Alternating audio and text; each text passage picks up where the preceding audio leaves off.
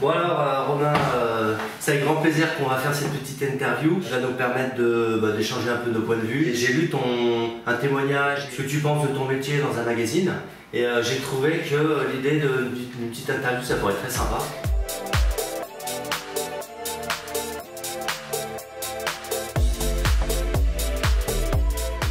Merci de me recevoir dans ton magnifique cabinet de Saint-Barthélemy. Avec grand plaisir. Ouais, avec grand plaisir. Ok. Toujours.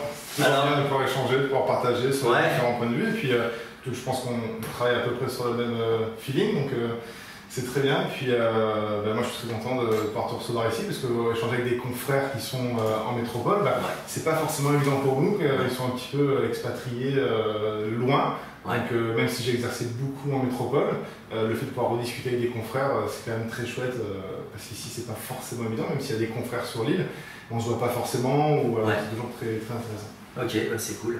Ta vision du corps du patient, c'est quoi? Alors, comme toute approche, je pense, ostéopathique, on est sur une vision très holistique, très large, des pieds à la tête. Même si le patient vient pour une pathologie particulière, que ce soit une épaule, une sensation de blocage ou autre, on est sur quelque chose d'approche toujours globale. On ne peut pas considérer un patient juste sur une vertèbre, une épaule, une articulation, un tendon. Je pense qu'on fait de l'ostéopathie pour ça. Au départ, moi je suis aussi kiné de formation, et donc j'ai quitté progressivement la kiné pour gagner cette liberté. L'ostéopathie nous offre cette liberté de pouvoir venir travailler sur le corps entier, alors qu'en kiné on est un petit peu emprisonné avec ça. On a une prescription. On a un raisonnement qui nous arrête. On s'arrête à un raisonnement. Exactement. Et du coup, l'avantage de l'ostéopathie, c'est qu'aujourd'hui, je peux exercer sur un corps en me disant ça vient du pied, ça vient des cervicales, et je ne suis pas limité à un raisonnement de me dire il y a une tendinite, il faut traiter le tendon. Non, on est sur une autre type d'approche, on est libre. Et c'est ça qui est important, et cette approche holistique nous permet vraiment d'être libre. Et ça, c'est essentiel, c'est vraiment pour moi le point le plus important, et c'est ce pourquoi j'ai fait ostéopathie après d'avoir fait la kinésithérapie. Alors pour rebondir sur ce que tu dis, Romain, je rajouterais que si on ne se permet pas d'avoir une approche globale qui va nous permettre de comprendre la raison des choses, les choses elles n'arrivent jamais par hasard. En fait, dans le corps, je le dis toujours, il n'y a pas de hasard. Le hasard n'existe pas. Donc s'il n'y a pas de hasard, les choses elles sont créées, elles sont fabriquées. Il y a des éléments qui vont les fabriquer, ces choses-là. D'accord? Donc il y a une cause et un symptôme. Ça, pour moi, ça ne marche que comme ça. En général, c'est le symptôme qui va s'exprimer. C'est une porte de sortie, c'est un mode d'expression, le corps il s'exprime, il a besoin de dire les choses. D'ailleurs, la vie n'est que communication, on ne fait que communiquer du début à la fin de sa vie, et même sans parler, on communique, ne serait-ce que par les mimiques du visage, les mimiques du corps, etc. Symptômes et causes, la liberté de pouvoir regarder le corps dans son ensemble et de ne pas s'arrêter intellectuellement, de ne pas avoir un schéma intellectuel par rapport au problème du patient, c'est la clé pour moi de la liberté et de l'efficacité.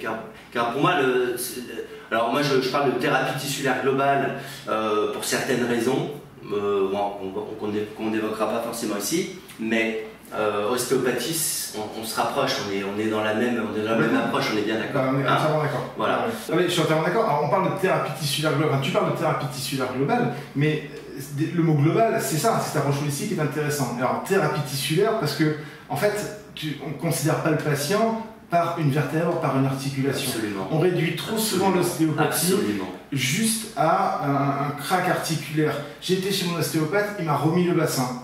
Moi j'appelle ça le fonds de commerce de l'ostéopathe. C'est-à-dire que le patient il sort de la table, il fait 3 mètres, il va chez mon collègue, il va lui dire tel bassin déplacé. Il sort, il prend la voiture, il va dans le cabinet d'en face, il aura le bassin déplacé. Je suis d'accord avec toi. Et c'est le fonds de commerce. J'ai l'impression que des fois, le fait de dire au patient, vous avez le bassin déplacé, le patient il se sent presque rassuré, ou le thérapeute se sent rassuré.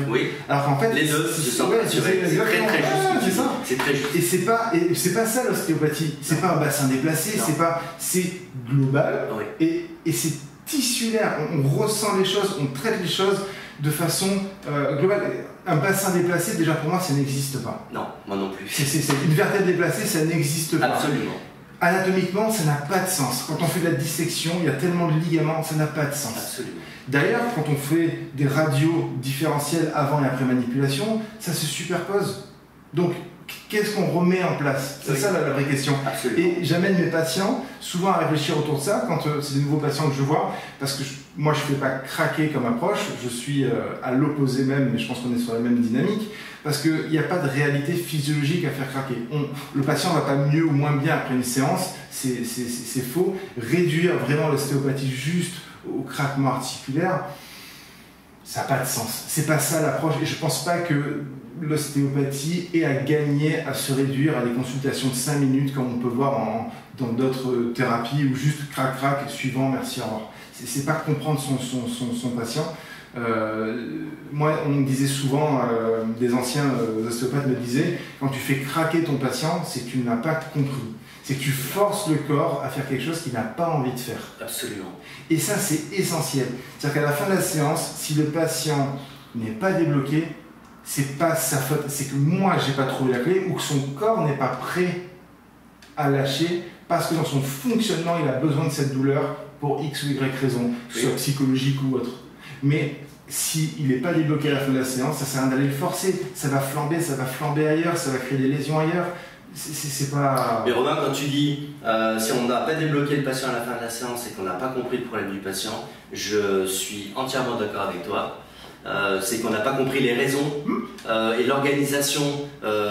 Moi, je vais reparler à nouveau des tissus parce que le corps est organisé par les tissus et les vertèbres ne sont qu'un amas de tissus et avec une densité certaine pour le corps vertébral lui-même et son corps vertébral, sa structure anatomique, on est bien d'accord, mais une vertèbre, ce n'est qu'un amas de tissus. Et effectivement, quand tu parles de dissection, qu'est-ce qu'on fait craquer? C'est une très bonne question, car à mon avis, ce qu'on va faire craquer, c'est on va aller taper dans un tissu qui s'est densifié beaucoup. Je veux poursuivre sur cette voie-là en disant que, effectivement, il peut y avoir des densités très importantes autour des vertèbres qui méritent un traitement. Je travaille beaucoup sur les vertèbres et beaucoup sur les tissus qui sont paravertébraux, on est bien d'accord. Mais la différence avec la manipulation, que je ne cautionne pas du tout, c'est que la manipulation est réductrice. Alors elle réduit le champ d'approche de l'être humain et du patient, ce qui est dramatique d'ailleurs, parce que il faut s'ouvrir, il ne faut pas se fermer. Hein.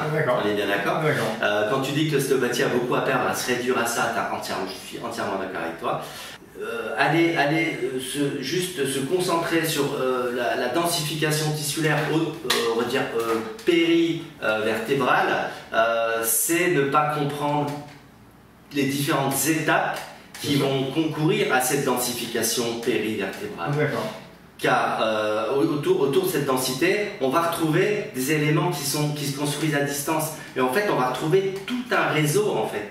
Il y a toujours tout un réseau derrière un symptôme comme ça qui a l'air détaché du reste et qui a l'air comme un cheveu sur la soupe. Tout est lié. Tout est lié. Moi je vais plus loin que ça. Moi, je considère les os comme des calcifications de fascia. Oui, c'est du tissu densifié. Ah ouais, c'est tout. C'est ni plus ni moins. En fait, c'est que ça veut dire que le fascia bouge, le fascia a besoin de ses plans de glissement. Donc les vertèbres ont besoin de leur plan de glissement pareil. On est bien d'accord. Et on vient amener une amélioration de ce plan de glissement, on vient amener une lubrification du tissu périosseux en fait, on vient redonner de la vie là-dedans. Là où ça s'arrête, là où Steele disait, la loi de l'artère est suprême. Mais bien sûr, la loi de l'artère, de la lymphe, de cette imbibition, vraiment de lymphatique qu'on a tout autour, c'est ça qui est important. Et c'est ça qui redonne de la vie et qui vient libérer notre mobilité. Le plan nerveux, le nerf c'est pareil, hein, c'est vraiment hyper essentiel avec. Hein. Alors Romain, tu parlais de lésions et émotions. Oui. Alors je voudrais avoir ton point de vue sur le sujet, car c'est un sujet qui est récurrent. Les émotions, qu'est-ce qu'elles ont à faire dans le corps? Est-ce qu'elles bloquent? Est-ce qu'elles sont en lien avec les blocages tissulaires? J'aimerais avoir ton avis là-dessus. Alors pour moi, je considère toutes les lésions, il n'y a pas de lésion sans émotion. Toutes les lésions qu'on a au niveau du corps ont une base émotionnelle. Alors la médecine chinoise nous apporte beaucoup là-dessus, puisque on sait très bien, en tout cas on se doute très bien que le support des méridiens sont les fascias. Donc ça chemine à l'intérieur de nos fascias, donc c'est un petit peu le reflet de la vie de notre fascia. Et on sait très bien que un cœur c'est la joie, que la rate c'est le stress, que le poumon c'est la tristesse, que le rein c'est le deuil, que le foie c'est la colère, etc. Et donc avec toutes ces émotions qu'on a dans le quotidien, qu'on arrive à prendre, à s'adapter, à digérer, et ceux qu'on n'arrive pas à s'adapter. Ceux-là vont venir nous fibroser. On va s'adapter autour de ces émotions parce que le temps qu'on les digère, qu'on les fasse passer à l'inconscient, qu'on absorbe ce qu'on a pris, nos tissus vont prendre. Et c'est ça qui va arrêter un petit peu au niveau facial de venir bouger. C'est ça qui va empêcher un petit peu la vie. Et autour de cette fibrose-là, on va s'adapter, on va adapter une posture, on va vivre. On voit les gens stressés. Le stress, c'est la rate. Des gens qui sont très fermés. Mais la rate nourrit le poumon en médecine chinoise. Okay, donc c'est-à-dire que on voit les gens stressés, ils sont comme ça. Oui. La rate, elle est prise, le poumon, boum, fermé. Oui. Le poumon, donc on voit des gens qui se vraiment, ils vont venir avec un symptôme, ils sont constipés. Poumon, c'est quoi? Le viscère du poumon, c'est le gros intestin. Oui. Donc, les gens qui sont fermés, alors on va dire mécaniquement, oui, le diaphragme fonctionne moins bien. Oui, c'est vrai. Mais si on ne lève pas au départ le problème de stress qu'il faut traiter, si on ne traite pas la rate, on ne relance pas la rate, mais l'estomac qui va avec, voilà, donc c'est tout un jeu qui va venir avec. C'est toujours tout un jeu. C'est toujours tout un jeu. Il n'y a pas une lésion. Et on le voit qu'on soit sur un cercle d'engendrement ou un cercle de contrôle en médecine chinoise, ça parlera aux gens qui font de la médecine chinoise, on ne peut pas travailler juste à partir d'une chose. Alors les vertébrés ont toute une arène entre les correspondances vertébrales. Ouais.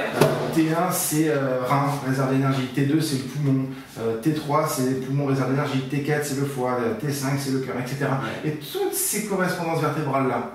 Donc si on vient traiter une vertèbre et qu'on n'a pas la conscience derrière qu'il y a une émotion, qu'on a une adaptation faciale, on a etc., je pense que c'est là où on peut nuire à notre patient. Absolument. Si on ne le comprend pas. Et souvent on le voit, les gens qui sont traités exactement. Tu as raison quand tu dis si on ne le comprend pas, c'est la clé en fait de ce qui fait pour moi quelqu'un qui va apporter beaucoup à son patient et quelqu'un qui sera moins performant. C'est la compréhension en fait. Et puis même au-delà de la douleur, c'est le patient quand il se sent compris, il sent qu'on a travaillé sur son corps, il sent que ça va mieux, il sent que... Ouais. Il lâche quoi, il peut pleurer, il peut retrouver l'activité physique. Moi j'ai vu des gens transformés. Je me rappelle de gens avoir traité comme ça sur le plan émotionnel avec des douleurs chroniques, machin. On réadapte tout, on fait sortir les émotions, on traite tout ça, etc. Ils ont perdu 10 ans les gens. Ouais. Je me rappelle d'une dame que j'avais vue, elle était revenue m'apporter un bouquet de fleurs, je ne l'ai pas reconnue.